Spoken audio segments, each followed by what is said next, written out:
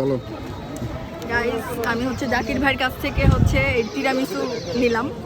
But আমি যতদূর জানি যে তিরামিসু বেসিক্যালি হচ্ছে বিস্কিট বা কি জানি গোল্ড মেরি না কি জানি একটা বিস্কিট দেওয়া হয়, তারপরে হচ্ছে ওটা হচ্ছে স্ট্রং একটা কফির ফ্লেভার থাকে, অ্যান্ড ভিতরে অনেকে হচ্ছে হুইপিং ক্রিম দেয়, অনেকে হচ্ছে কি বলে ক্রিম চিজ দেয়। আমার যদিও অত বেশি আইডিয়া নাই, but I have tried tiramisu like couple of months ago. But এইটা হচ্ছে পুরাই হচ্ছে ভ্যানিলা কেক।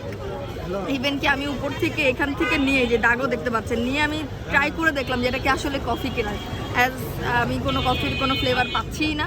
বাট এটা হচ্ছে একটা চকলেট, বাট আমার মনে হচ্ছে ভ্যানিলা কেকের উপর হালকা একটু চকলেট, যদি একটু চকলেটও দিত তাও হ্যাঁ। বাট এটা যদি ভ্যানিলা কেক হিসাবে সেল করে তাহলে মেবি এটা বেটার হবে। অ্যান্ড আমার যেটা মনে হলো, অনেকে যেটা বলে যে সে হচ্ছে বেকারির অনেককে দিয়ে বানায়, বাট এই কেকের টেস্টটা হচ্ছে টোটালি হোমমেড কেকের টেস্টের মতো। বাট এটা বেকারির টেস্টের মতো কোনোভাবেই না, এটা হোমমেড টেস্টের মতো। কিন্তু এটা টিরামিসু না হয়ে এটা টোটালি ভ্যানিলা কেক হয়ে গেছে। ভ্যানিলা কেক হিসাবে খাইলে ইটস ওকে, মানতে পারবো, বাট টিরামিসু হিসাবে না মুখে দিয়ে মানতে পারতেছি।